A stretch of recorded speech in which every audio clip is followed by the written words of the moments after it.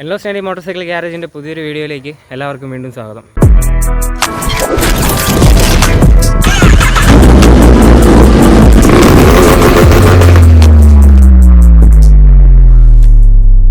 I don't wanna fall in love. I just wanna have some fun, yeah. I don't wanna fall in love. I just wanna have some fun. I don't wanna fall in love, fall in love, fall in love, fall in love, fall in love, fall in love, fall in love. I don't wanna fall in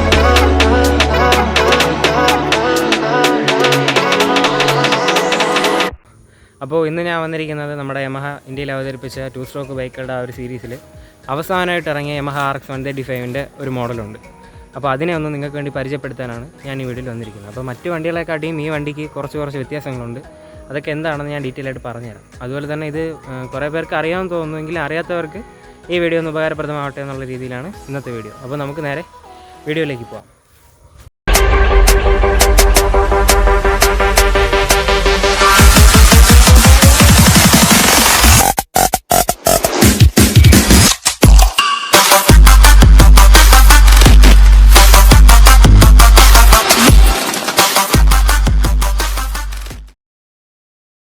ഇതാണ് ഞാൻ പറഞ്ഞ നമ്മുടെ RX 135. അപ്പോൾ മറ്റ് വണ്ടികളിൽ നിന്നും ഇതിനുള്ള വ്യത്യാസങ്ങൾ എന്തൊക്കെയാണെന്ന് ഞാൻ ഇപ്പോൾ ഡീറ്റെയിൽ ആയിട്ട് പറഞ്ഞുതരാം. നമുക്ക് ആദ്യം മീറ്ററിൽ നിന്ന് തന്നെ തുടങ്ങാം. അപ്പോൾ ഇതാണ് വണ്ടിയുടെ മീറ്റർ. അപ്പോൾ മറ്റ് RXകളുടെ മീറ്റർ കാണുമ്പോഴത്തേക്കും നമുക്കറിയാം അതിലൊരു സ്ക്വയർ ടൈപ്പ് മീറ്ററാണ് വരുന്നത്. അപ്പോൾ ഇതിൽ 2 റൗണ്ട് ടൈപ്പ് മീറ്ററായിട്ടാണ് വന്നിരിക്കുന്നത്. അപ്പോൾ ഇതിൻ്റെ മെയിൻ പ്രത്യേകത എന്ന് പറഞ്ഞു കഴിഞ്ഞാൽ നമ്മുടെ ക്രക്സിൻ്റെ മീറ്ററുമായിട്ടൊരു സാമ്യം തോന്നും. പക്ഷേ ക്രക്സിൻ്റെ മീറ്ററും ഇതുമായിട്ടൊരു ചെറിയ വ്യത്യാസമുണ്ട്. ഈ മീറ്ററിന് തൊട്ട് മുന്നിലായിട്ടൊരു മെറ്റൽ പ്ലേറ്റ് ചെയ്ത പോലത്തെ ഒരു റിംഗ് ഉണ്ട്. അത് ഫൈബറിൻ്റെ റിംഗ് ആണ്. അപ്പോൾ നമ്മുടെ ക്രക്സിൻ്റെ മീറ്ററിൽ ഇത് ബ്ലാക്ക് ആണ് വരുന്നത്. അപ്പോൾ മെയിനായിട്ട് ഇത് രണ്ടും തിരിച്ചറിയാൻ പറ്റുന്ന ആ ഒരു വ്യത്യാസം കണ്ടുപിടിക്കാൻ പറ്റുന്നത് ഇതിലൂടെയാണ്. പിന്നെ ഇതിൻ്റെ രണ്ടാമത്തെ ഒരു മാറ്റം എന്ന് പറഞ്ഞു കഴിഞ്ഞാൽ നമ്മുടെ ഈ കീ സെറ്റ് ഉണ്ടല്ലോ. അപ്പോൾ ഈ കീ സെറ്റിൽ ഹാൻഡിൽ ലോക്ക് ചെയ്യാൻ പറ്റുന്ന ഒരു ടൈപ്പ് കീ സെറ്റാണിത്. അപ്പോൾ നമ്മുടെ Yamaha RX Zഡിലാണ് ഇതിന് തൊട്ട് മുന്നേ ഇത് വന്നിരുന്നത്. അപ്പോൾ അതിന് ശേഷം ഇറങ്ങിയ ഹാൻഡിൽ ലോക്ക് ഇതിൽ തന്നെ ചെയ്യാൻ പറ്റുന്ന വണ്ടിയാണ് നമ്മുടെ ഈ ലാസ്റ്റ് മോഡൽ. അപ്പോൾ ഇതിൻ്റെ അപ്പർ ടീം ഹാൻഡിൽ സപ്പോർട്ടും ഒക്കെ ചെറിയ വ്യത്യാസങ്ങളുണ്ട്. അപ്പോൾ അതൊക്കെ എന്താണെന്ന് നോക്കാം. അപ്പോൾ നമ്മുടെ നോർമൽ 135 കണ്ടുവരുന്നത് നമ്മുടെ ആ സ്റ്റമ്പ് അപ്പർ ടീയുടെ മുകളിൽ വെച്ച് ബോൾട്ട് ഇട്ട് മുറുക്കുന്നതാണ് സാധാരണ ചെയ്യുന്നത്. അപ്പോൾ ഇതിൽ വ്യത്യാസമുണ്ട്. നമ്മുടെ സ്റ്റമ്പിൻ്റെ മുകളിൽ തന്നെ ഈ ഭാഗത്ത് ത്രെഡുണ്ട്. അപ്പോൾ നമ്മുടെ ഈ ഒരു പ്ലേറ്റിൽ ബോൾട്ട് ഇട്ട് നമ്മളത് പിടിപ്പിക്കുക. അതാണ് ഇതും അതുമായിട്ട് തമ്മിലുള്ള പെട്ടെന്ന് മനസ്സിലാക്കാൻ പറ്റുന്ന ഒരു വ്യത്യാസം. അപ്പോൾ വണ്ടിയുടെ ബ്രേക്കിനെ കുറിച്ച് പറഞ്ഞു കഴിഞ്ഞാൽ മുന്നിൽ വരുന്നത് സ്റ്റോക്ക് ഡ്രം ബ്രേക്കാണ് വരുന്നത്. അപ്പോൾ ഈ വണ്ടിയിൽ നമ്മൾ ഗ്ലാഡിയേറ്ററിൻ്റെ ആ ഒരു ബ്രേക്ക് അസംബ്ലി ഫുള്ളായിട്ട് ഇൻസ്റ്റാൾ ചെയ്തിട്ടുണ്ട്. അപ്പോൾ നിങ്ങൾക്കൊരു ചെറിയൊരു ഡൗട്ട് തോന്നും, ഈ ഒരു അപ്പർ പ്ലേറ്റിൽ എങ്ങനെയാണ് നമ്മുടെ ഗ്ലാഡിയേറ്ററിൻ്റെ ബ്രേക്ക് സെറ്റ് ചെയ്യുന്നത്, അല്ലെങ്കിൽ ഗ്ലാഡിയേറ്ററിൻ്റെ ആ ഒരു ഔട്ടർ ട്യൂബ് എങ്ങനെയാണ് സെറ്റ് ചെയ്യുന്നത്. അപ്പോൾ ഗ്ലാഡിയേറ്ററിൻ്റെ ഔട്ടർ ട്യൂബ് അസംബ്ലി എടുത്തിട്ട് നമ്മുടെ ഈ RX 135 ലാസ്റ്റ് മോഡലിൽ സ്റ്റോക്ക് വരുന്ന ആ ഒരു ഇന്നർ ട്യൂബായിട്ട് സിങ്ക് ചെയ്തിട്ടാണ് ഇത് ചെയ്തിരിക്കുന്നത്. അപ്പോൾ ഇതിൻ്റെ മാസ്റ്റർ സിലിണ്ടർ ഉപയോഗിച്ചിരിക്കുന്നത് നമ്മുടെ അപ്പാച്ചി RTRൽ വരുന്ന ടൈപ്പാണ്. അപ്പോൾ അതിൻ്റെ ട്യൂബും ബാക്കി കാര്യങ്ങളും നമ്മുടെ കാലിപ്പർ അതെല്ലാം നമ്മൾ ഗ്ലാഡിയേറ്ററിൻ്റെ തന്നെയാണ് ഇതിൽ യൂസ് ചെയ്തിരിക്കുന്നത്. പിന്നെ ഇതിനൊരു ചെറിയ ക്ലാമ്പും കാര്യങ്ങളൊക്കെ ഇവിടെ കൊടുത്തിട്ടുണ്ട്. RXൻ്റെ മറ്റു വണ്ടികളിൽ നിന്നും ഇതായിട്ട് മെയിനായിട്ട് നമുക്ക് മനസ്സിലാവുന്ന ഒരു വ്യത്യാസമാണ് ഇതിൻ്റെ ഒരു ഇൻഡിക്കേറ്റർ. അപ്പോൾ മറ്റു വണ്ടികളിൽ ഇൻഡിക്കേറ്റർ കുറച്ചുകൂടെ വലുതാണ്. അപ്പോൾ ഇതിൽ അതിൻ്റെ സൈസും അതിൻ്റെ ഒരു ഡിസൈനും വ്യത്യാസമുണ്ട്. അപ്പോൾ ഇതിലുള്ള പ്രധാനപ്പെട്ട മറ്റൊരു വ്യത്യാസമാണ് ഇതിൻ്റെ ഹെഡ്ലൈറ്റിൻ്റെ പിന്നിലുള്ള ഈ ഒരു കവറിൻ്റെ പുറകിലുള്ള ഈ ഒരു ഗ്യാപ്പ് വഴിയാണ് നമ്മുടെ സ്പീഡോമീറ്ററിൻ്റെ കേബിൾ താഴേക്ക് കണക്ട് ചെയ്തിരിക്കുന്നത്, അതായത് താഴേക്ക് പോയിരിക്കുന്നത്. ആ റൂട്ട് ഇത് വഴിയാണ്. അപ്പോൾ അങ്ങനെ വരാൻ കാരണം എന്താണെന്ന് ചോദിച്ചു കഴിഞ്ഞാൽ നമ്മുടെ പഴയ RXലൊക്കെ വരുന്നത് 2 പൈലറ്റ് ബോക്സും ഒരു സ്പീഡോമീറ്ററും അങ്ങനെയുള്ളൊരു യൂണിറ്റാണ്, കൺസോളാണ് ഇതിൽ വരുന്നത്. അപ്പോൾ ഇതിലെന്ന് പറഞ്ഞു കഴിഞ്ഞാൽ എല്ലാം കൂടെ ചേർത്ത് ഒരു ഒറ്റ യൂണിറ്റായിട്ടാണ് വന്നിരിക്കുന്നത്. അപ്പോൾ അതുകൊണ്ട് തന്നെ ഈ സ്പീഡോമീറ്ററിൻ്റെ കേബിൾ ഇതുവഴി ഡയറക്റ്റ് താഴേക്ക് പോകുമ്പോഴത്തേക്ക് ഹെഡ്ലൈറ്റിൽ തട്ടാനുള്ള സാധ്യതയുണ്ട്. അപ്പോൾ അതുകൊണ്ടാണ് ഇവിടെ ഒരു സ്പേസ് പോലെ അത്രയും ഭാഗം ഒന്ന് കർവ് ചെയ്തെടുത്തിട്ട് അതിലേക്കൂടെ കേബിൾ താഴോട്ട് കണക്ട് ചെയ്തിരിക്കുന്നത്. വണ്ടിയുടെ ഹാൻഡിൽ ഇപ്പോഴും സ്റ്റോക്ക് തന്നെയാണ്, അതിൽ മാറ്റമൊന്നും വരുത്തിയിട്ടില്ല. അതുപോലെ ലെഫ്റ്റും റൈറ്റും ബ്രേക്കിൻ്റെ ലിവറും നമ്മുടെ ക്ലച്ചിൻ്റെ ലിവറും ഒന്ന് പ്ലേറ്റ് ചെയ്തെടുത്തിട്ടുണ്ട്. അതൊരു ഭംഗിക്ക് വേണ്ടി ചെയ്തതാണ്. പിന്നെ വണ്ടിയുടെ മിററൊക്കെ സ്റ്റോക്ക് തന്നെയാണ് ഇപ്പോഴും വെച്ചിരിക്കുന്നത്. നമ്മുടെ മാസ്റ്റർ സിലിണ്ടറിൻ്റെ ആ ഒരു ക്യാപ്പും പ്ലേറ്റ് ചെയ്തെടുത്തിട്ടുണ്ട്. അപ്പോൾ അതിൻ്റെ ടാങ്കിലേക്ക് നോക്കിക്കഴിഞ്ഞാൽ വേറെ പ്രത്യേകിച്ച് മാറ്റങ്ങളൊന്നുമില്ല, സ്റ്റോക്ക് ടാങ്ക് തന്നെയാണ് വരുന്നത്. അപ്പോൾ 135ൻ്റെ 5 സ്പീഡിൽ മാത്രമാണ് ടാങ്കിൻ്റെ മൗത്തിൽ ചെറിയൊരു വ്യത്യാസം വരുന്നത്. നമ്മുടെ വണ്ടിയുടെ എഞ്ചിൻ കവറിനെ കുറിച്ച് പറഞ്ഞു കഴിഞ്ഞാൽ നമ്മുടെ 135 5 സ്പീഡിലും നമ്മുടെ RX Zഡിലും വരുന്നതും ഇതിൽ വരുന്നതും എഞ്ചിൻ കവറെല്ലാം സെയിം തന്നെയാണ്. പക്ഷേ ഇതിൽ വരുന്ന ഒരു വ്യത്യാസം എന്ന് പറഞ്ഞു കഴിഞ്ഞാൽ ഇതിനകത്തിരിക്കുന്ന ആ ഒരു ഓയിൽ പമ്പിൻ്റെ സൈസിൽ വ്യത്യാസമുണ്ട്. അപ്പോൾ കവർ സെയിം ആണെങ്കിലും പമ്പ് വ്യത്യാസമുണ്ട്. അപ്പോൾ Zഡിലും 5 സ്പീഡിലും വരുന്നത് ഇതിനെക്കാട്ടിയും കുറച്ചുകൂടെ വലിയ പമ്പാണ്, ഇതിലിരിക്കുന്നത് ചെറിയ പമ്പാണ്.